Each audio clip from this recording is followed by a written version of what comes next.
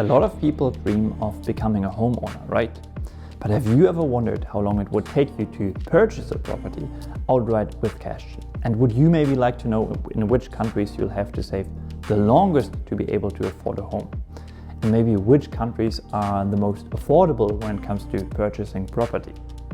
Well, the UK-based price comparison service Uswitch has investigated this exact question and looked at the OECD data of 29 different countries, including the United States, Mexico, Canada, Australia, the Scandinavian countries, the UK, Germany, France, and many more. And their study's results are quite fascinating, showing that in some countries it can take you up to 417 years. Yeah, you heard that right, 417 years to finally be able to afford a home. So you would literally have to live 5 lives in this fairly well-known country to finally be able to purchase a home if you were not allowed to take out a mortgage. By contrast, in other countries, it only takes you 34 years. So today we'll take a closer look at this interesting study and consider the 3 factors that influence this 383-year differential between those 2 countries. So without further ado, let's get started.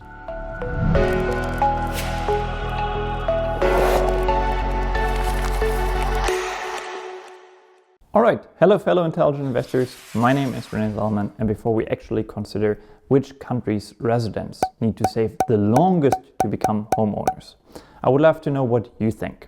How many years do you think it would take the average citizen in your country of residence to be able to purchase a 2-bedroom city apartment with cash?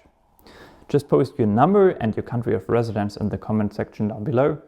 Thank you. All right, let's first of all consider which 3 variables one needs to take into account to come up with the fairly accurate estimates of how long it will take you to save enough money to purchase a home. So the first variable that comes to mind is the latest disposable income per capita per year in each country. Because obviously the more money you have, the quicker you will be able to accumulate the cash needed to purchase a home. At the very top of that list, you'll find the United States with an average disposable income of $53,000 per capita, followed by Norway, Switzerland, Denmark, the Netherlands, and Sweden. And towards the bottom, you'll find countries such as Mexico with an average disposable income of only $16,000, Costa Rica or Russia, and in the middle of that cohort you'll encounter countries like Italy, France or the United Kingdom. Now clearly we need to consider other factors as well. For example, the average household savings ratio in each respective country is relevant as well, because as studies suggest, cultural attributes are a well-established factor that's affecting savings rates. For example, they study the role of cultural attributes in savings rates, concluded that, quote, cultural attributes play a significant role in explaining why people in one country save more than people in another. We found that the greater the collectiveness in the society, the higher the savings level. And Western countries in particular are known to have fairly low savings rates. Now, interestingly, if we head back to the OECD database, we can see that across the board, the COVID-19 pandemic and the consequent lockdowns have led to an increase in the average household savings rate. The highest savings rates can be found in Switzerland with 23%, followed by Ireland with 21% and the Netherlands and Sweden with around 18%. On the flip side, the average US household saved only 7% of its disposable income in 2020. And in Portugal, the savings ratio is as low as 3%. So common sense would tell you that the combination of a high average household disposable income and a high savings rate would be the ideal combination that would allow you to quickly accumulate the cash to become a homeowner, right? Now, interestingly, Switzerland is among the highest in both categories, being ranked at number 4 in the OECD list with a average disposable household income of $52,000 and having by far the highest savings rate among all OECD countries. According to the Uswitch analysis, Swiss people have by far the highest average annual savings with around 10,000 US dollars. But yet it still takes the average Swiss citizen 68 years to accumulate enough cash to buy a home. And therefore Switzerland can only be found in the middle of the pack in the Uswitch study. Now, how can this be, you may wonder? Well, apparently there is a third factor that we need to take a look at. And maybe before we discuss this third factor, if you get some kind of value out of today's video, it would be absolutely incredible if you could just take the 2 seconds it takes to like the video and maybe even leave a comment, because this would definitely support the channel.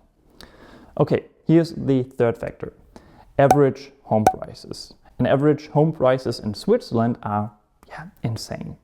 According to Numbeo data, the average price per square meter to buy an apartment outside of a city center in Switzerland is around 8,700 US dollars. To give you some perspective here, the average price per square meter to buy an apartment outside of Washington, D.C., the capital city of the United States, is around 3,700 US dollars.